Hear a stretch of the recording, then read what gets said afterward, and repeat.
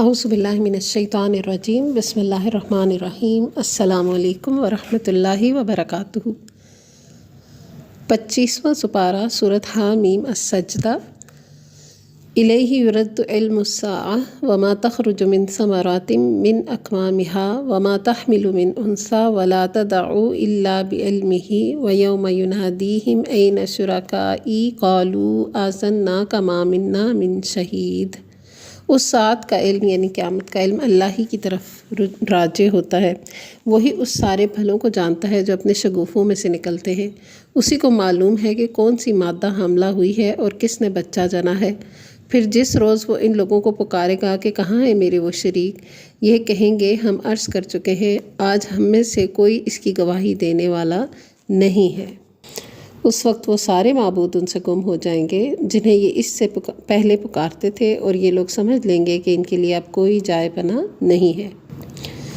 یہاں پر شرک کا نفی کر کے اب آگے جو تذکرہ ہے کہ انسان کی حالت بتائی گئی ہے کہ کوئی پریشانی ہو تو لمبی لمبی دعائیں کرتا ہے، دل شکستہ اور مایوس ہو جاتا ہے، اور اگر جب اسے اللہ کی رحمت ملتی ہے تو اس کا رویہ اس کے برعکس ہو جاتا ہے۔ تو کہنے کا مطلب یہ ہوا کہ دونوں حالتوں میں انسان کو چاہیے کہ وہ اللہ ہی کی جانب رجوع رکھے، اللہ پر بھروسہ رکھے اور اللہ کو پکارتا رہے، نعمت ملنے پر اس سے راض نہ کر لے۔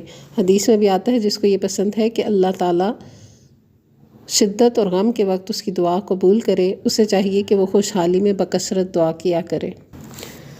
پھر انکار کرنے والوں کو یہ بھی بتایا گیا کہ اگر یہ قرآن سچ ہی خدا کی طرف سے ہی ہو گیا تو یہ لوگ کیا کریں گے، پھر ان سے بھٹکا ہوا اور کون ثابت ہوگا۔ یعنی ایک سوالیہ نشان ان کے لیے چھوڑا گیا کہ جب یہ ثابت ہو جائے گا کہ یہ قرآن اللہ کی کتاب تھی تو اس وقت ان کا کفر کہاں جائے گا اور ان کو کیا کام آئے گا۔ اور بتا دیا سنریہم آیاتنا فی الآفاق وفی انفسہم حتی یتبین لہم انہ الحق اولم یکفی بربک انہ علی کل شیء شہید الا انہم فی مریۃ من لقاء ربہم الا انہ بکل شیء محیط۔ ان قریب ہم ان کو اپنی نشانیاں آفاق میں بھی دکھائیں گے اور ان کے اپنے نفسوں میں بھی، یہاں تک کہ یہ بات ان پر کھل جائے گی کہ یہ قرآن واقعی برحق ہے۔ کیا یہ بات کافی نہیں ہے کہ تیرا رب ہر چیز کا گواہ ہے؟ آگاہ رہو، یہ لوگ اپنے رب کی ملاقات میں شک رکھتے ہیں، سن رکھو وہ ہر چیز پر محیط ہے۔ اس کے بعد سورۃ الشورى کا آغاز ہوتا ہے۔ بسم اللہ الرحمن الرحیم، حامیم عین سین قاف کذالک یوحی الیک والی الذین من قبلک اللہ العزیز الحکیم۔ حامیم عین سین قاف، اسی طرح اللہ غالب اور حکیم تمہاری طرف اور تم سے پہلے گزرے ہوئے رسولوں کی طرف وحی کرتا رہا ہے۔ آسمانوں اور زمین میں جو کچھ بھی ہے اسی کا ہے، وہ برتر اور عظیم ہے۔ پھر آگے قیامت کا تذکرہ بھی ہے اور ساتھ دوبارہ فرشتوں کی بھی بات آئی کہ وہ زمین والوں کے حق میں درگزر کی درخواستیں کرتے ہیں اللہ سبحانہ و تعالیٰ سے۔ پھر اللہ کی وحدانیت کا بھی ذکر کیا اور ساتھ یہ بتا دیا کہ انسانوں میں سے بھی انہی کے اندر سے ان کے جوڑے بنے، اور باقی جو مویشی انعام وغیرہ ہیں ان کے اندر سے بھی انہی کے اندر سے جوڑے بنے۔ پھر فرما دیا لہو مقالید السماوات والارض یبسط الرزق لمن یشاء ویقدر انہ بکل شیء علیم۔ آسمانوں اور زمین کے خزانوں کی کنجیاں اسی کے پاس ہیں، جسے چاہتا ہے کھلا رزق دیتا ہے، جسے چاہتا ہے نپا تلا دیتا ہے، اسے ہر چیز کا علم ہے۔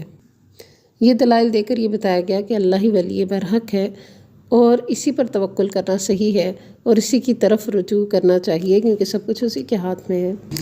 پھر شریعت کے اللہ سبحانہ و تعالیٰ کی طرف سے مقرر ہونے اور اختلافات میں نہ پڑنے اور حکم کے مطابق عمل کرنے کی باتیں آئیں، اور اس کے ساتھ ہی یہ بھی بتا دیا کہ جو لوگ اللہ سبحانہ و تعالیٰ کے معاملے میں جھگڑا کرتے ہیں، اللہ سے انکار کرنے کے لیے حجتیں نکالتے ہیں، تو ان کی یہ حجت بازی بالکل باطل ہے اور اس کا غضب ہے ان کے لیے اور سخت عذاب ہے۔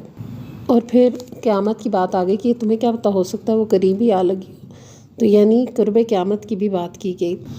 اور حدیث سے بھی پتہ چلتا ہے کہ قیامت کے قریب ہونے کی علامت یہ بھی ہے کہ برے لوگوں کو مرتبوں میں بلند کر دیا جائے گا اور نیک لوگوں کو گرا دیا جائے گا، باتیں زیادہ اور عمل محدود ہوگا، اور لوگوں کو وہ قرآن پڑھائے گا جس نے اللہ کی کتاب کے سوا سب کچھ لکھا پڑھا ہوگا۔ پھر اگلی آیات میں یہ بھی بتا دیا کہ جو آخرت کی کھیتی چاہے گا اس کے لیے ہم اس میں اضافہ کریں گے، لیکن جو دنیا کی چاہے گا اور آخرت سے بے نیاز ہوگا، یعنی اس کا ایمان ہی کوئی نہیں ہوگا، تو پھر اس کو دنیا میں تو جو ملے گا لیکن آخرت میں اس کا کوئی حصہ نہیں ہوگا۔ تو مسلمانوں کو ایک بہت ہی اچھی دعا سکھائی گئی، ربنا آتنا فی الدنیا حسنۃ وفی الآخرۃ حسنۃ وقنا عذاب النار۔ دنیا اور آخرت دونوں کی بھلائیاں اللہ سے طلب کرنا یہ سکھایا گیا۔ پھر توبہ کی قبولیت کے متعلق بھی آیتیں آ گئیں کہ اللہ تعالیٰ ضرور اپنے بندوں کی توبہ قبول کرتا ہے اور ان سے ان کی برائیاں ہٹاتا ہے، اور وہ جانتا ہے کہ وہ کیا کرتے ہیں۔ وَيَسْتَجِيبُ الَّذِينَ آمَنُوا وَعَمِلُوا الصَّالِحَاتِ وَيَزِيدُهُم مِّن فَضْلِهِ وَالْكَافِرُونَ لَهُمْ عَذَابٌ شَدِيدٌ۔ وہ ایمان لانے والوں اور نیک عمل کرنے والوں کی دعا قبول کرتا ہے اور اپنے فضل سے ان کو اور زیادہ دیتا ہے، رہے انکار کرنے والے تو ان کے لیے دردناک سزا ہے۔ تو اس صورت میں نا، اس سے پہلے بھی ایک جگہ رزق کی بات آئی کہ اللہ جس کے لیے چاہتا ہے کھول دیتا ہے، اس سے پہلے والی بھی میں نے آپ کو پڑھ کے سنائی۔ اب پھر دوبارہ یہ ذکر آ رہا ہے، وَلَوْ بَسَطَ اللَّهُ الرِّزْقَ لِعِبَادِهِ لَبَغَوْا فِي الْأَرْضِ وَلَٰكِن يُنَزِّلُ بِقَدَرٍ مَّا يَشَاءُ إِنَّهُ بِعِبَادِهِ خَبِيرٌ بَصِيرٌ۔ اگر اللہ اپنے سب بندوں کو کھلا رزق دے دیتا تو وہ زمین میں سرکشی کا طوفان برپا کر دیتے، مگر وہ ایک حساب سے جتنا چاہتا ہے نازل کرتا ہے، یقیناً وہ اپنے بندوں سے باخبر ہے اور ان پر نگاہ رکھتا ہے۔ تو یہ جو ہے نا، اللہ سبحانہ تعالیٰ کس طرح کتنا رزق تقسیم کرتے ہیں، یہ اللہ کی اپنی مشیت پر ہے، اور بہت سے بندوں کو دے کر اور بہت سے کو لے کر امتحان لیتا ہے، یہ اس کی اپنی مشیت ہے جس کے مطابق وہ کام کرتا ہے۔ اور پھر اگلی 28 آیت بہت ہی خوبصورت ہے، هُوَ الَّذِي يُنَزِّلُ الْغَيْثَ مِن بَعْدِ مَا قَنَطُوا وَيَنشُرُ رَحْمَتَهُ وَهُوَ الْوَلِيُّ الْحَمِيدُ۔ وہی ہے جو لوگوں کے مایوس ہو جانے کے بعد بارش برساتا ہے اور اپنی رحمت پھیلا دیتا ہے، اور وہی قابل تعریف ولی ہے۔ یعنی جب بارش نہیں ہو رہی ہوتی اور بالکل کتنی خشک سالی ہو جاتی ہے اور لوگ بالکل اللہ کو پکار پکار کے بھی تھک جاتے ہیں اور سوچتے ہیں شاید پتہ نہیں کب ہوگی، تو اللہ جب برسا دیتا ہے تو پھر ایک دم رحمت پھیل جاتی ہے اللہ کی، اور وہی تو ولی الحمید ہے، آپ سے آپ تعریف والا مددگار اور دوست اور ساتھی ہے۔ پھر آگے ساری اللہ تعالیٰ کی کونی نشانیوں کا ذکر ہے کہ کس طرح اس نے آسمان اور زمین کی تخلیق کی اور جاندار پھیلا دیے زمین کے اندر، اور کس طرح اللہ سبحانہ و تعالیٰ سمندروں کے اندر جہازوں کو چلا دیتے ہیں۔ لیکن نشانیاں بتا کر یہ بھی بتا دیا گیا کہ جو کچھ بھی تمہیں دیا گیا ہے وہ چند روزہ زندگی کا ساز و سامان ہے، اور جو اللہ کے پاس ہے وہ بہتر بھی ہے اور پائیدار بھی ہے ان لوگوں کے لیے جو ایمان لائے اور اپنے رب پر توکل کرتے رہے۔ تو اب آخرت کا گھر کس کے لیے؟ جو ایمان لا کر اللہ پر بھروسہ بھی کرے، اور یہ بھی بتا دیا دنیا کی زندگی کا یہ سب متاع جو ہے نا، جتنا بھی کسی کو ملا ہے، آخرت کا اس سے بہت بہتر ہے اور پائیدار ہے، کیونکہ وہ ختم نہیں ہوگا۔ تو اس لیے اس کے لیے کوشش کرنی چاہیے، اس کو بھول نہیں جانا چاہیے۔ اور آخرت کا گھر ہے بھی ان لوگوں کے لیے جو ایمان لا کر اللہ پر توکل کرتے ہیں۔ تو ان کی اور بھی صفات بتائی گئی کہ بڑے بڑے گناہوں سے بچتے ہیں، فحاشی سے بچتے ہیں، جب غضبناک ہوتے ہیں تو معاف کر دیتے ہیں۔ یہ اتنی زبردست بات ہے نا کہ غصے میں وہ چنگھاڑتے نہیں رہتے، معاف کر دیتے ہیں۔ حدیث میں بھی آتا ہے، غصہ نہ کر، تمہارے لیے جنت ہے۔ اور اپنے رب کا حکم مانتے ہیں اور نماز قائم کرتے ہیں، اور امرہم شوری بینہم، مشورہ کر کے کام کرتے ہیں آپس میں، اور جو اللہ نے ان کو رزق دیا اس میں سے خرچ کرتے ہیں۔ یعنی اکیلے اکیلے دوڑتے نہیں رہتے، اہل ایمان آپس میں مل کے مشورے سے چلتے ہیں۔ اور یہ ہمیشہ سے مسلمانوں کا طریقہ رہا۔ خود نبی صلی اللہ علیہ وآلہ وسلم کو بھی اللہ نے حکم دیا کہ مسلمانوں سے مشورہ کرو۔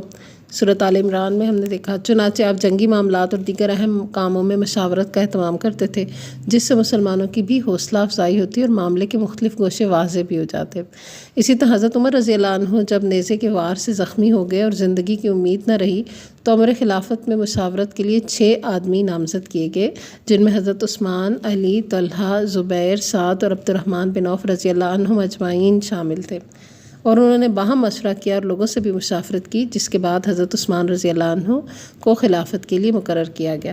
تو اس طرح یہ ایک بہترین طریقہ ہے جو اللہ تعالیٰ نے مسلمانوں کو سکھایا۔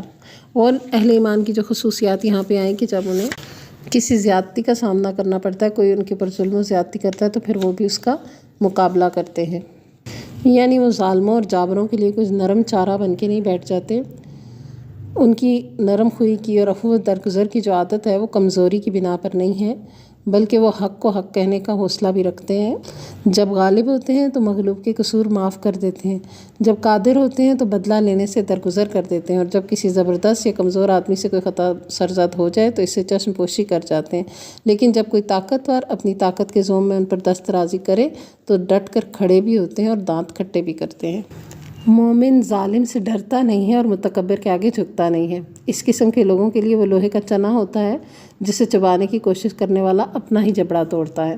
لیکن ساتھ ہی یہ بھی سکھایا گیا کہ ایسا نہ ہو کہ ظلم کا بدلہ لیتے لیتے خود ظالم بن جائیں، تو یہ بھی نہیں ہو سکتا۔ ایک برائی کے بدلے اس سے بڑھ کر برائی کرنے کا کوئی راستہ نہیں دکھایا گیا، اور نہ ہی یہ بات بتائی گئی کہ اگر کوئی صلح صفائی کرنا چاہ رہا ہے تو اس سے بھی لڑتے پھرتے رہیں، ایسی تربیت نہیں کی گئی۔ کسی نے جتنی زیادتی کی ہے بس اتنی ہی اس سے بدلہ لیا جا سکتا ہے، اگر اس سے بڑھ جائے گا تو خود ظالم ہو جائے گا۔ اور فرما دیا وَلَمَنْ صَبَرَ وَغَفَرَ إِنَّ ذَلِكَ لَمِنْ عَزْمِ الْأُمُورِ، البتہ جو شخص صبر سے کام لے اور درگزر کرے تو یہ بڑی اولو العزمی کے کاموں میں سے ہے۔ پھر اللہ کی وحدانیت اور اس کے قادر مطلق ہونے کے لیے یہ بھی بتا دیا کہ وہ جس کو جو چاہتا ہے اولاد عطا کرتا ہے، اور آگے پھر یہ بھی بتا دیا گیا کہ کسی بشر کا یہ کام نہیں کہ وہ اللہ سے روبرو بات کرے۔ اس بات کی یا تو وحی کے طور پر ہوتی ہے یا پردے کے پیچھے سے، یا پھر کوئی پیغام پر فرشتہ بھیجتا ہے اور اس کے حکم سے جو کچھ وہ چاہتا ہے وہی کرتا ہے، اور وہ برتر اور حکیم ہے۔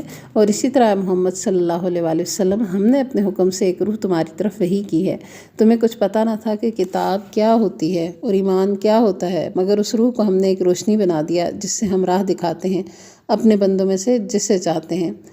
یقیناً تم سیدھے راستے کی طرف رہنمائی کر رہے ہو۔ صراط اللہ الذی لہ ما فی السماوات و ما فی الارض الا الی اللہ تسیر الامور، اس اللہ کے راستے کی طرف جو زمین اور آسمانوں کی ہر چیز کا مالک ہے، خبردار رہو سارے معاملات اللہ ہی کی طرف رجوع کرتے ہیں۔ تو سب معاملات جب اللہ کی طرف رجوع کرتے ہیں، اللہ کی طرف پلٹائے جاتے ہیں، تو پھر بندے کو بھی چاہیے کہ وہ اللہ سے ہی رجوع کرے اپنے معاملات سیدھے کرنے کے لیے۔ اس میں ایک حدیث کا مفہوم یاد آ رہا ہے کہ ایک آدمی آیا اور اس نے پوچھا کہ مجھے کوئی ایسا کام بتائے کہ میں کہوں تو مجھے نفع ہو، تو اسے یہ الفاظ سکھائے گئے، اللہم لک الحمد کلہ و الیک یرجع الامر کلہ، اے اللہ ساری تعریف بھی تیرے ہی لیے ہے اور سارے معاملے بھی تیری ہی طرف پلٹائے جاتے ہیں۔ تو بہت ہی خوبصورت الفاظ ہیں نفع حاصل کرنے کے لیے، اور اگر ان پہ غور کیا جائے نا تو جب بندہ اللہ کی تعریف کرتا ہے اور معاملے کو تسلیم کر لیتا ہے کہ سب کا سب اللہ ہی کے پاس پلٹ پلٹ کے جا رہا ہے، وہی کچھ اس کو درست کر سکتا ہے، تو پھر یہ ایک دعا ہے بہت خوبصورت، اس کے اندر اللہ کی تعریف بھی ہے، بندے کے اپنے احساس بھی پوشیدہ ہیں، بڑے پیارے الفاظ ہیں یہ۔ اس کے بعد سورۃ الزخرف، اس سورت میں پورے زور کے ساتھ قریش اور اہل عرب کے جاہلانہ عقائد اور ان کی توہم پرستی پر تنقید کی گئی، اور بڑے ہی محکم اور دل نشین طریقے سے ان کا پردہ فاش کیا گیا تاکہ معاشرے کا ہر فرد جس کے اندر کچھ بھی عقل ہے یہ سوچ لے کہ آخر یہ کیسی جاہلوں کی سی باتیں کرتے ہیں اور ان کے ساتھ کیوں ہماری قوم چمٹی ہوئی ہے، اور جو ہمیں ان جاہلوں کے جنگل سے نکالنے کی کوشش کر رہا ہے اسی کو پیچھے پڑ گئے ہیں۔ بسم اللہ الرحمن الرحیم، حامیم والکتاب المبین، انا جعلناہ قرآنا عربیا لعلکم تعقلون، وَإِنَّهُ فِي أُمِّ الْكِتَابِ لَدَيْنَا لَعَلِيٌّ حَكِيمٌ۔ حامیم، قسم ہے اس واضح کتاب کی کہ ہم نے اسے عربی زبان کا قرآن بنایا ہے تاکہ تم لوگ اسے سمجھو، اور در حقیقت یہ ام الکتاب میں ثبت ہے، ہمارے ہاں بڑی بلند مرتبہ اور حکمت سے لبریز ہے۔ تو اب کیا پتہ چلا، شروع میں ہی بتا دیا نا، یہ کتاب نازل کی ہے عربی میں لعلکم تعقلون، تاکہ تم کوئی عقل کرو، تم کوئی سمجھو، تو جس کے پاس عقل ہے ذرا وہ اس کو سمجھے۔ بہت زیادہ عقل مند ہونے کے دعوے کرنا اور کبھی ایک دفعہ بھی قرآن کھول کے نہ دیکھنا کہ اس میں اللہ نے کیا حکم دیا ہے، یہ کون سی عقل مندی ہے، ذرا اپنی عقل کو اس پہ رکھ کے جانچے تو صحیح۔ اچھا، اب اس کے ساتھ ہی جو اگلی آیت ہے نا 5، اس میں جو بتا دیا کہ اب کیا ہم تم سے بیزار ہو کر یہ درس نصیحت تمہارے ہاں بھیجنا چھوڑ دیں صرف اس لیے کہ تم حد سے گزرے ہوئے لوگ ہو، یعنی بتا دیا کہ ایسا ہرگز نہیں ہوگا کہ تمہارے انکار کرنے کی وجہ سے ہم نصیحت کرنا چھوڑ دیں، تم کر رہے ہو تو کرتے رہو، ہم تو نصیحت کرتے رہیں گے، جو اللہ کا ڈر رکھنے والا ہوگا اس کو فائدہ دے دے گی۔ تو اس طرح تو قرآن نازل ہوتا رہا اور اللہ تعالیٰ نے اپنا پیغام مکمل کیا۔ یہ ہمارے لیے بھی اس میں سبق ہے کہ کوئی اگر نہیں مان رہا تو اس کو حق بتانا، امر بالمعروف اور نہی عن المنکر کرنا چھوڑ نہ دیں۔ ایک نہیں مان رہا تو کوئی دوسرا مان جائے گا۔ بندے کا کام لوگوں کو منانا نہیں ہوتا بندے کا کام یہ نہیں ہے کہ لوگوں کے اوپر جبر کرے، بندے کا کام بیان کرنا ہوتا ہے۔ جب حق کوئی بیان کرتا ہے تو باطل ہٹ جاتا ہے۔ حق بیان کرنے والوں کو بیان کرتے رہنا ہے۔ کہاں کس نے سننا ہے، کس کے دل میں کتنا تقویٰ ہے جس پر یہ اثر کرے گا، وہ اللہ سبحانہ وتعالیٰ بہتر جانتے ہیں۔ اس سورہ میں بھی پھر کائنات کی نشانیوں کا بھی ذکر آ گیا۔ زمین کا گہوارہ بنایا جانا، اس میں رستوں کا بننا، آسمان سے پانی کا برسنا، مردہ زمین کا زندہ ہو جانا اور اس میں طرح طرح کے نباتات کا اگنا، کشتیوں کا چلنا، مویشی انعام کا ہونا اور ان کو سواری کے قابل بنا دینا، یہ سب کس لیے ہے کہ جب ادھر یہ ان کو استعمال کرو، ثم تذکروا نعمت ربکم اذا استویتم علیہ، ان جانوروں پر بیٹھو تو بھی اللہ کا احسان یاد کرو اور کہو وَتَقُولُوا سُبْحَانَ الَّذِي سَخَّرَ لَنَا هَٰذَا وَمَا كُنَّا لَهُ مُقْرِنِينَ وَإِنَّا إِلَىٰ رَبِّنَا لَمُنقَلِبُونَ، یہ کہو کہ جس نے ہمارے لیے ان چیزوں کو مسخر کر دیا ورنہ ہم نے تو قابو میں انہیں لانے کی طاقت نہیں تھی، اور ایک روز ہمیں اپنے رب کی طرف پلٹنا ہے۔ تو یہ دعا ہے جو سواری پر بیٹھتے ہوئے پڑھنا سکھائی گئی۔ سفر کی اور بہت سی دعائیں آتی ہیں اور سواری پر بیٹھتے ہوئے جو پڑھی جاتی ہیں، یہ ان میں سے ایک ہے جو قرآن میں موجود ہے۔ اس میں ایک بہت خوبصورت حدیث ہے کہ حضرت علی رضی اللہ عنہ فرماتے ہیں کہ ایک مرتبہ آپ صلی اللہ علیہ وآلہ وسلم نے بسم اللہ کہہ کر رکاب میں پاؤں رکھا، پھر سوار ہونے کے بعد الحمدللہ اور سبحان الذی سخر لنا ھذا، جو یہ دعا اس آیت میں مذکور ہے، یہ پڑھی، پھر 3 مرتبہ الحمدللہ اور 3 دفعہ اللہ اکبر کہا، پھر فرمایا سبحانک لا الہ الا انت قد ظلمت نفسی فاغفر لی۔ اس کے بعد آپ ہنس دیے۔ میں نے پوچھا اللہ کے رسول آپ ہنسے کس بات پر؟ فرمایا جب بندہ رب اغفر لی کہتا ہے تو اللہ کو اس کی یہ بات بڑی پسند آتی ہے، اور وہ فرماتا ہے کہ یہ میرا بندہ جانتا ہے کہ میرے سوا مغفرت کرنے والا کوئی اور نہیں ہے۔ بڑی پیاری بات ہے، اللہ سے بخشش مانگیں، اللہ کو پسند ہے کہ وہ بندے اس سے بخشش مانگا کریں۔ اور اس دعا میں آپ دیکھیں کہ جہاں یہ شکرانہ ہے کہ سبحان الذی سخر لنا ھذا وما كنا له مقرنین، کہ ہمیں اللہ نے مسخر کر کے یہ جانور دے دیے یا جو بھی سواریاں اللہ نے ہمیں دے دی اس پر شکرانہ ہے، ساتھ ہی آخرت کی یاد بھی ہے وَإِنَّا إِلَىٰ رَبِّنَا لَمُنقَلِبُونَ، کہ ہم نے یہی نہیں بیٹھے رہنا، وہاں بھی ایک دن ہمیں پلٹ کر تو جانا ہی ہے۔ پھر جو مشرکین مکہ فرشتوں کو اللہ کی بیٹیاں نعوذ باللہ کہتے تھے، اس کی تردید کی اللہ سبحانہ وتعالیٰ نے اور اپنی وحدانیت اور پاکی بیان کی۔ پھر قرآن سے انکار کرنے کے لیے ایک بہت ہی گھٹیا سی دلیل وہ یہ بھی دیتے تھے کہ قرآن جو ہے وہ ان بستیوں کے کسی بہت بڑے آدمی پر کیوں نہیں نازل ہوا، کسی بڑے سردار مالدار پر کیوں نہیں نازل ہوا۔ تو ان کی جو مینٹل اپروچ تھی وہ صرف مال میں ہی پھنسی رہتی تھی۔ ان کو ڈانٹ پلائی گئی، فرمایا گیا آیت نمبر 32 میں اَهُمْ يَقْسِمُونَ رَحْمَتَ رَبِّكَ نَحْنُ قَسَمْنَا بَيْنَهُمْ مَعِيشَتَهُمْ فِي الْحَيَاةِ الدُّنْيَا وَرَفَعْنَا بَعْضَهُمْ فَوْقَ بَعْضٍ دَرَجَاتٍ لِيَتَّخِذَ بَعْضُهُمْ بَعْضًا سُخْرِيًّا وَرَحْمَتُ رَبِّكَ خَيْرٌ مِّمَّا يَجْمَعُونَ، کیا تیرے رب کی رحمت یہ لوگ تقسیم کرتے ہیں، یعنی یہ تقسیم کر رہے ہیں جو یہ فیصلہ کریں گے کہ کون سے کو دینی ہے اور کون سے کو نہیں۔ دنیا کی زندگی میں ان کی گزر بسر کے ذرائع تو ہم نے ان کے درمیان تقسیم کیے ہیں، اور ان میں سے کچھ لوگوں کو کچھ دوسروں پر ہم نے بدرجہ فوقیت دی ہے تاکہ یہ ایک دوسرے کی خدمت لیں، اور تیرے رب کی رحمت اس دولت سے زیادہ قیمتی ہے جو ان کے رئیس سمیٹ رہے ہیں۔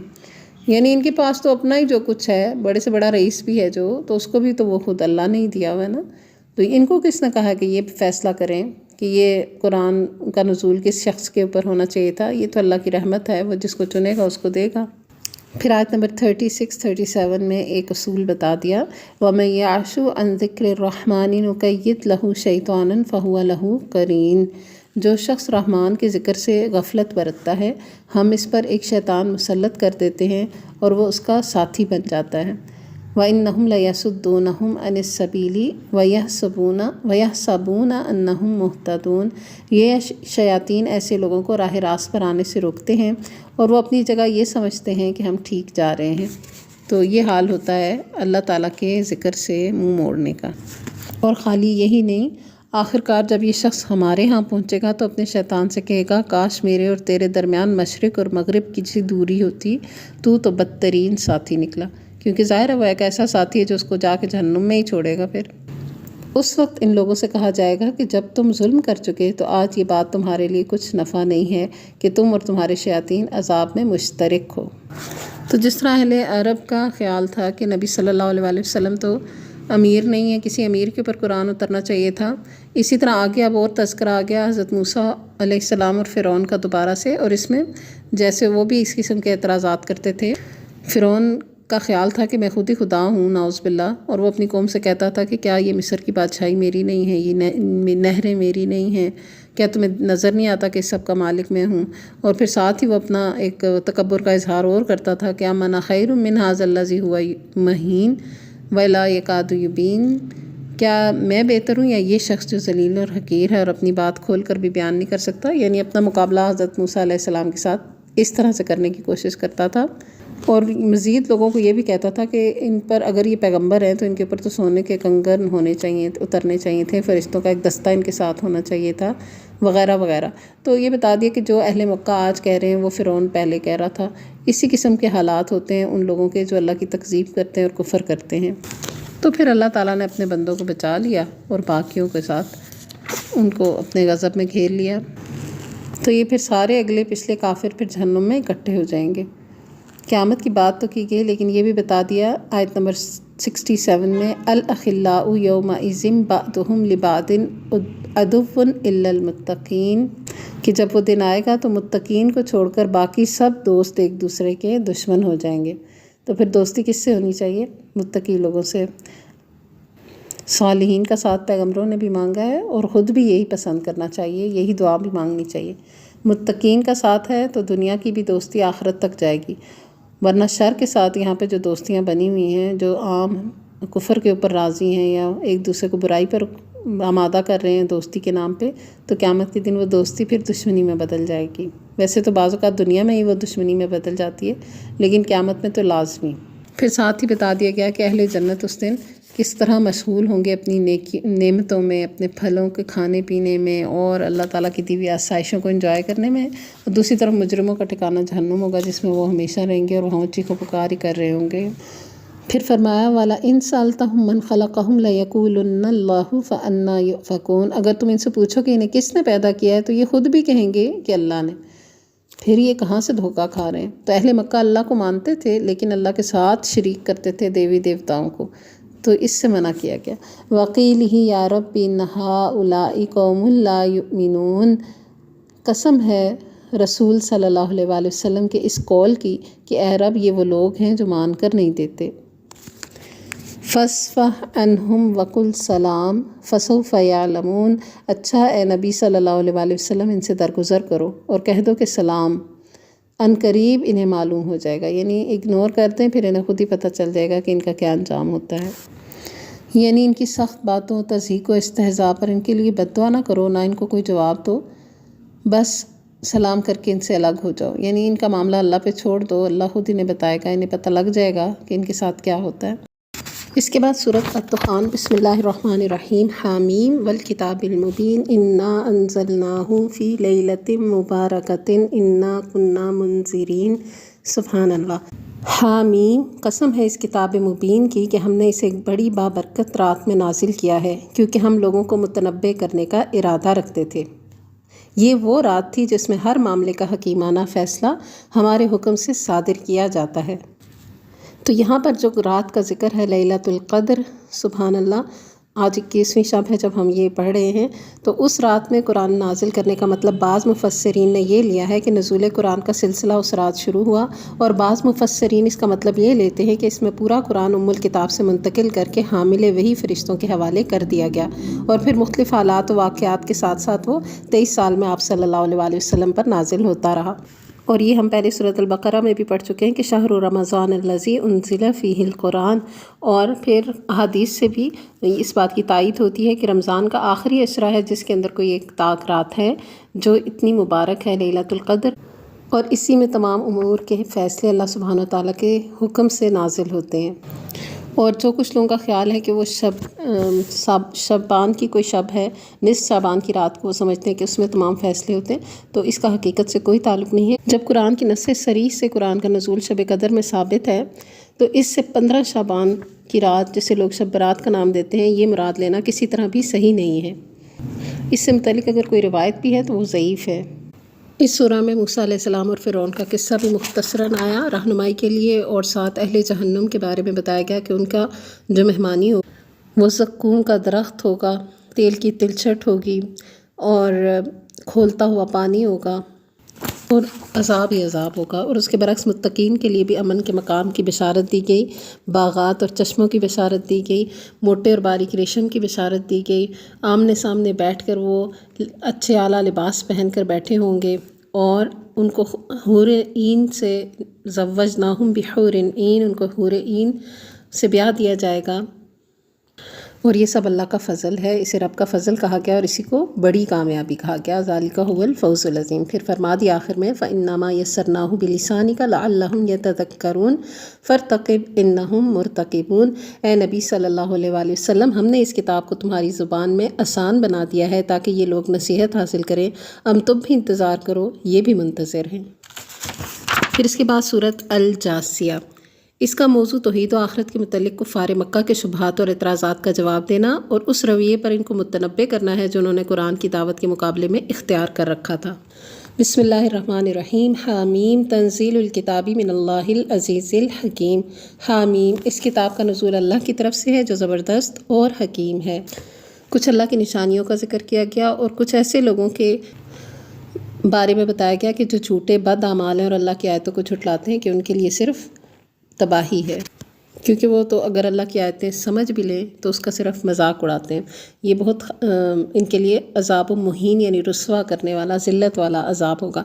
یعنی آیتوں میں سے اگر انہیں کچھ سیکھ بھی لیتے ہیں تو اس میں پھر بحث و مباحثہ کر کے صرف آیتوں کا مذاق اڑاتے ہیں، استغفر اللہ۔ اور پھر بتایا گیا اہل ایمان کو کل للذین یغفروا للذین لا یرجون ایام اللہ لیجزی قوما بما کانوا یکسبون۔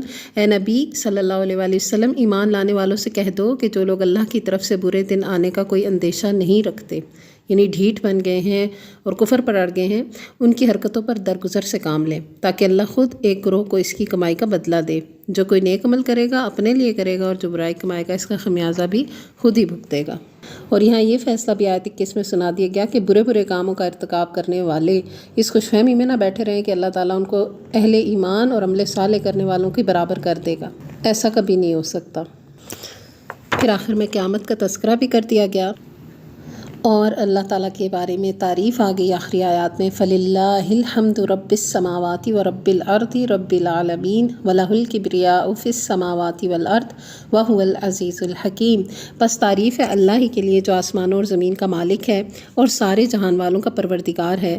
زمین اور آسمانوں میں بڑائی اسی کے لیے ہے اور وہی زبردست اور دانا ہے۔ اس کے بعد 26ویں پارے کی ابتدا سورۃ الاحقاف سے ہوتی ہے۔ بسم اللہ الرحمن الرحیم، حامیم تنزیل الکتاب من اللہ العزیز الحکیم۔ حامیم، اس کتاب کا نزول اللہ زبردست اور دانا کی طرف سے ہے۔ اللہ کی قدرت کے کمال کا تذکرہ آ گیا اور کافروں کے کفر کی اور ہٹ دھرمی کی بات بھی آئی، اور ساتھ ہی پھر آگے فرمایا آیت نمبر 13 میں ان الذین قالوا ربنا اللہ ثم استقاموا فلا خوف علیہم ولا هم یحزنون اولئک اصحاب الجنۃ خالدین فیہا جزاء بما کانوا یعملون۔ یقیناً جن لوگوں نے کہہ دیا کہ اللہ ہی ہمارا رب ہے، پھر اس پر جم گئے، ان کے لیے نہ کوئی خوف ہے اور نہ غمگین ہوں گے۔ ایسے سب لوگ جنت میں جانے والے ہیں جہاں وہ ہمیشہ رہیں گے، اپنے ان اعمال کے بدلے جو وہ دنیا میں کرتے رہے ہیں۔ تو ایمان لا کر اس پر جم جانا، یہی وہ طریقہ ہے جس سے خوف اور غم سے بچا جا سکتا ہے۔ جو پہلے ہم پڑھتے آئے ہیں نا کہ مشکل آتی ہے، اللہ کو یاد کرتے ہیں، تضرع و زاری کرتے ہیں، اور جب باہر نکلتے ہیں تو شرک کرنے لگتے ہیں یا ناشکری کرنے لگتے ہیں یا کفر کے رویے اختیار کرتے ہیں۔ یہ درست رویہ نہیں ہے۔ درست رویہ کیا ہے؟ ایک دفعہ ایمان لایا پھر اس پر جم گئے۔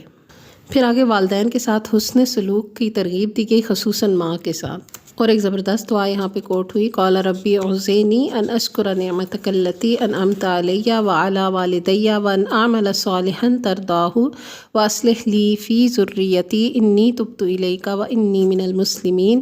اے میرے رب، مجھے توفیق دے کہ میں تیری ان نعمتوں کا شکر ادا کروں جو تو نے مجھے اور میرے والدین کو عطا کی، اور ایسا نیک عمل کروں جس سے تو راضی ہو، اور میری اولاد کو بھی نیک بنا کر مجھے سکھ دے۔ میں تیرے حضور توبہ کرتا ہوں اور تابع فرمان مسلم بندوں میں سے ہوں، آمین۔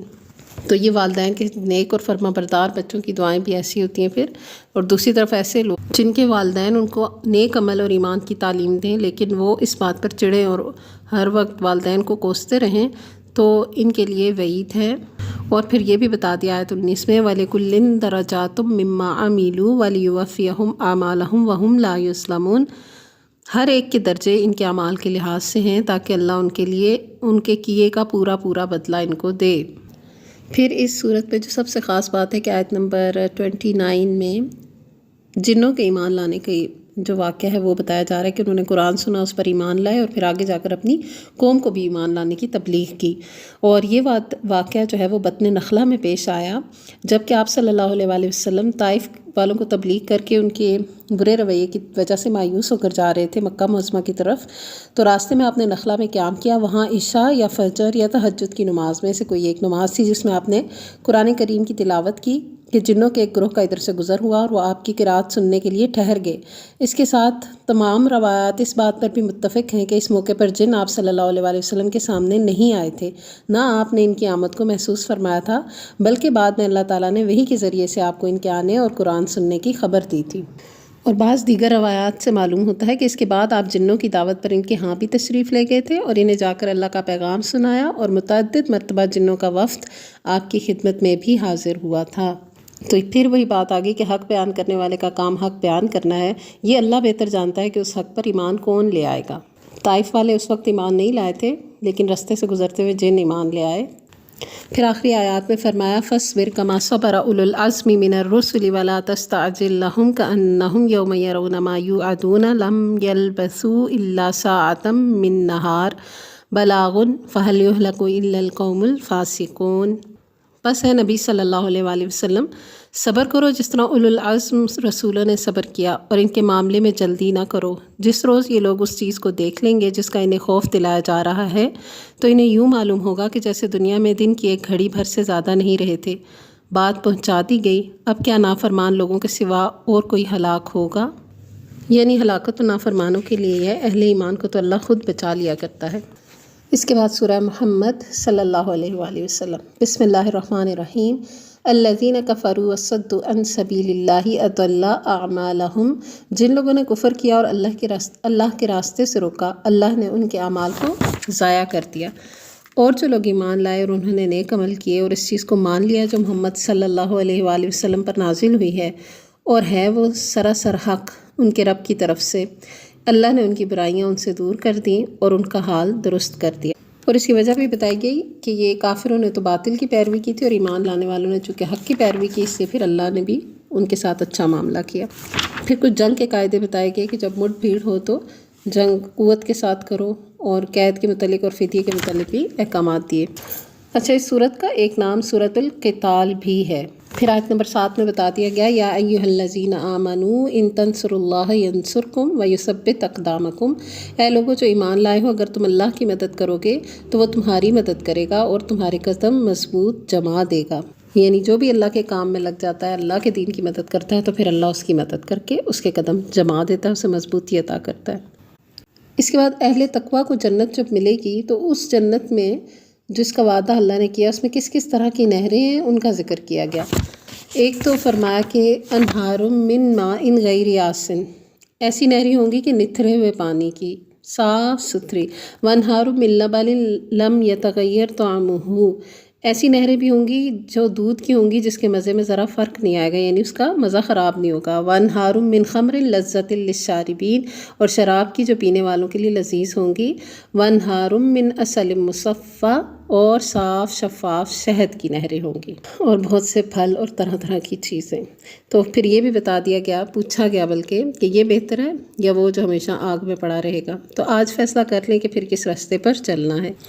پھر قیامت کے بارے میں فرمایا کہ جب لوگ انکار کریں تو کیا وہ قیامت کا انتظار کریں، تو اس کی نشانیاں تو آ ہی گئیں۔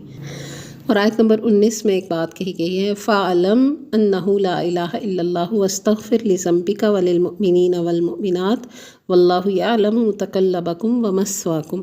پس اے نبی صلی اللہ علیہ وآلہ وسلم خوب جان لو کہ اللہ کے سوا کوئی عبادت کا مستحق نہیں ہے، اور معافی مانگو اپنے قصور کے لیے بھی اور مومن مردوں اور عورتوں کے لیے بھی۔ اللہ تمہاری سرگرمیوں کو بھی جانتا ہے اور تمہارے ٹھکانے سے بھی واقف ہے۔ تو یہاں یہ خطاب آپ صلی اللہ علیہ وآلہ وسلم سے ہے، لیکن اس میں ہم بھی یہ سیکھیں کہ لا الہ الا اللہ کو سیکھنا ہے۔ فَاعْلَمْ، اس کے بارے میں جانو۔ تو یہ کثرت سے اس کو پڑھتے رہیں، اس پر غور کرتے رہیں، دوسرے کسی اہل علم سے پوچھتے رہیں۔ لا الہ الا اللہ کیا ہے، اس کو سمجھیں، یہ بہت بڑا طاقتور کلمہ ہے۔ ایک حدیث سے پتہ چلتا ہے کہ اگر ساری کائنات حلقہ بند کر کے ترازو کے ایک پلڑے میں ڈال دی جائے اور دوسرے پلڑے میں لا الہ الا اللہ ہو تو لا الہ الا اللہ والا پلڑا زیادہ بھاری ہوگا۔ اور پھر استغفار کی بات آئی تو نبی صلی اللہ علیہ وآلہ وسلم جو کہ اللہ تعالیٰ کی طرف سے بخشائے تھے، اگر وہ بخشش طلب کرتے ہیں تو پھر ہمیں تو ضرور ہی کرنی ہی چاہیے۔ پھر اسی سورہ میں قرآن مجید پر غور و فکر کرنے کی بھی دعوت دی گئی کہ اس پہ غور و فکر کریں، اور کچھ منافقین کا حال بھی اس صورت میں کھولا گیا۔ اور پھر اللہ تعالیٰ کے ساری احکامات بیان کر کے آخر میں فرما دیا وَإِن تَتَوَلَّوْا يَسْتَبْدِلْ قَوْمًا غَيْرَكُمْ ثُمَّ لَا يَكُونُوا أَمْثَالَكُمْ، اگر تم منہ موڑو گے تو اللہ تمہاری جگہ کسی اور قوم کو لے آئے گا اور وہ تم جیسے نہ ہوں گے، یعنی پھر اللہ کے فرما بردار آ جائیں گے۔ ایک وقت تک کسی قوم کو موقع ملتا ہے، اس کے بعد وہ چلی جاتی ہے تو اللہ اور لوگوں کو لے آتا ہے۔ سورۃ الفتح، جن واقعات کے سلسلے میں یہ صورت نازل ہوئی، ان کی ابتدا اس طرح ہوئی کہ آپ صلی اللہ علیہ وآلہ وسلم نے خواب دیکھا کہ آپ اپنے اصحاب کے ساتھ مکہ معظمہ تشریف لے گئے ہیں، وہاں عمرہ ادا کیا ہے۔ پیغمبر کا خواب ظاہر ہے کہ محض خواب و خیال نہیں ہوتا، یہ تو وحی کی قسم ہے، تو اسے در حقیقت یہ خواب نہیں تھا بلکہ ایک اشارہ الہی تھا جس کی پیروی کرنا آپ صلی اللہ علیہ وآلہ وسلم کے لیے ضروری تھا۔ اپنا خواب صحابہ کو سنا کے سفر کی تیاری شروع کی۔ آس پاس کے قبائل بھی آپ نے اعلان عام کرا دیا کہ ہم عمرے کے لیے جا رہے ہیں، جو ساتھ چلنا چاہے وہ چل سکتا ہے۔ ذوالحلیفہ پہنچ کر عمرے کا احرام سب نے باندھا اور قربانی کے لیے 70 اونٹ لیے جن کی گردنوں میں قلادے تھے۔ کوئی سامان جنگ ساتھ نہیں لیا گیا تھا۔ یہ قافلہ لبیک لبیک کی فضائیں بلند کرتا بیت اللہ کی طرف چلا گیا، لیکن ان کو وہاں پر عمرہ کرنے کی اجازت نہ دی گئی اور صلح حدیبیہ کا معاہدہ ہوا، جس کی روح سے پھر اگلے سال مسلمانوں کو اجازت ہوئی کہ وہ عمرہ کرنے کے لیے آئیں گے۔ تو اس وقت یہ مشکل لگ رہا تھا، لیکن بعد میں سمجھ آئی کہ یہ واقعی حقیقی فتح تھی مسلمانوں کے لیے۔ یہ ایک معاہدہ بڑی فتح کا سبب بن گیا۔ بسم اللہ الرحمن الرحیم، انا فتحنا لک فتحا مبینا لیغفر لک اللہ ما تقدم من ذنبک وما تأخر ویتم نعمتہ علیک ویہدیک صراطا مستقیما۔ اے نبی صلی اللہ علیہ وآلہ وسلم، ہم نے تم کو کھلی فتح عطا کر دی تاکہ اللہ تمہاری اگلی پچھلی ہر کوتاہی سے درگزر فرمائے اور تم پر اپنی نعمت کی تکمیل کر دے اور تمہیں سیدھا راستہ دکھا دے۔ حضرت عمر نے یہ آیت سن کر پوچھا، یا رسول اللہ صلی اللہ علیہ وآلہ وسلم، کیا یہ فتح ہے؟ یعنی ہم تو عمرہ بھی نہیں کر سکے؟ تو آپ نے فرمایا ہاں۔ اور ایک اور صحابی آئے، انہوں نے بھی یہی پوچھا تو آپ نے فرمایا اے والذی نفس محمد بیدہ صلی اللہ علیہ وآلہ وسلم انہ لفتح، قسم ہے اس ذات کی جس کے ہاتھ میں محمد صلی اللہ علیہ وآلہ وسلم کی جان ہے، یقیناً یہ فتح ہے۔ اس میں بہت پیاری خوبصورت باتیں ہیں کہ اللہ تعالیٰ نے کس طرح مسلمانوں کی مدد کی، ان کے اوپر سکینت اتاری، اللہ ان کے ساتھ تھا، آسمان و زمین کے لشکر اللہ ہی کے ہیں، اور مسلمانوں کے لیے جنت کی خوشخبریاں ہیں، منافقین کے لیے عذاب کی وعید ہے، اور رسول پر ایمان لانے، آپ کا ساتھ دینے، آپ کی تعظیم و توقیر کرنے اور اللہ کی صبح و شام تسبیح کرنے کے احکامات بھی ہیں۔ بدوؤں کا بھی ذکر ہے، مخلفون جو کہ پیچھے رہ جانے والے تھے، جو ہر کام میں منافقت کے ساتھ پیچھے بیٹھے رہے، ان لوگوں کا ذکر ہے کہ وہ کس طرح کے بہانے کرتے تھے، اور پھر بیت رضوان کا بھی ذکر آتا ہے جو کہ مشہور۔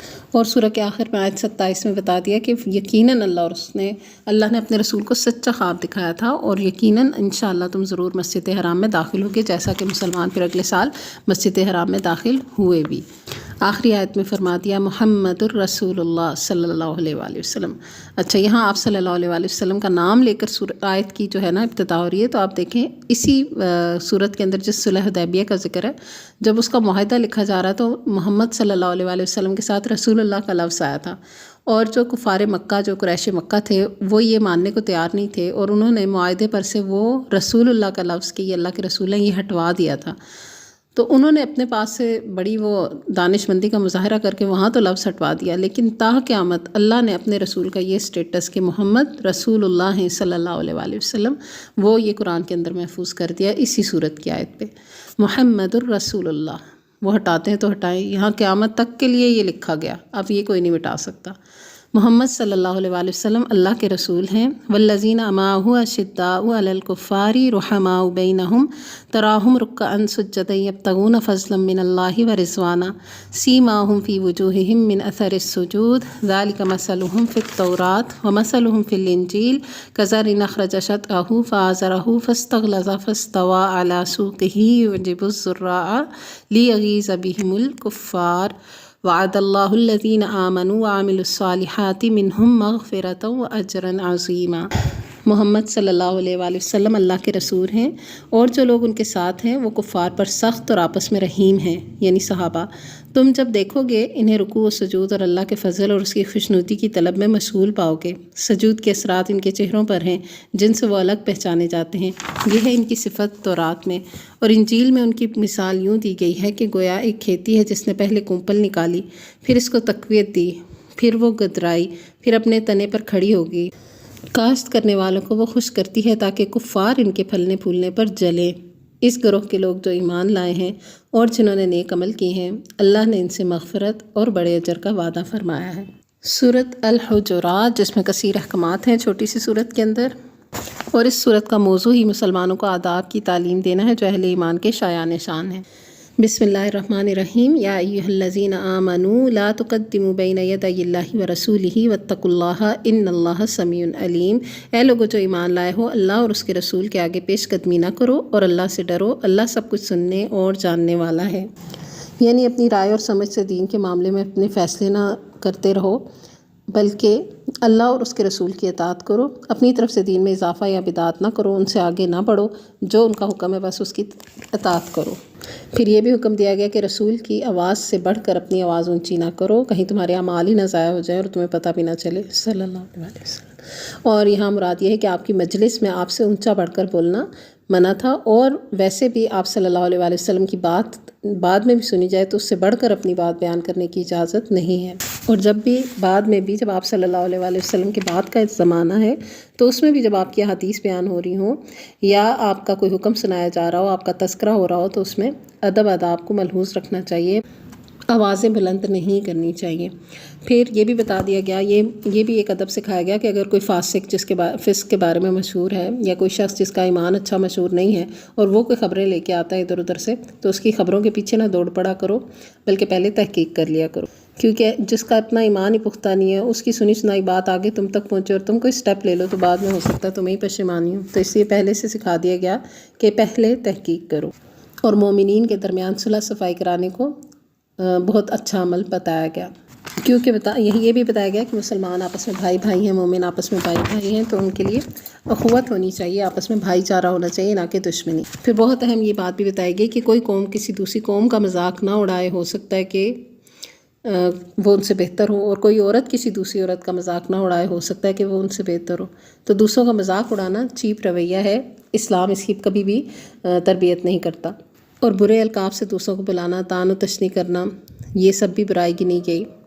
پھر بدگمانی سے بچنے کا حکم دیا گیا کہ بہت زیادہ دوسروں کے بارے میں سوچتے رہنا، گمان باندھتے رہنا، تو اکثر گمان گناہ ہی ہوتے ہیں، تو اس لیے گمان میں نہ رہنا، سیدھا رہنا، حقیقت پر رہنا، گمان نہ سوچتے رہنا، بدگمانیاں ہی نکل آتی ہیں۔ اور تجسس سے بچنا، دوسروں کے بارے میں ٹو لگاتے رہنا نہیں، یہ بھی نہیں کرنا، اور غیبت سے بچنا۔ اور ان سارے ہی کاموں کے بارے میں حدیث میں بھی بہت سی وعید آئی ہے، بہت سے باتیں ایسی بتائی گئی ہیں جس سے ان کاموں کی کراہت محسوس ہو انسان کو اپنے دل میں۔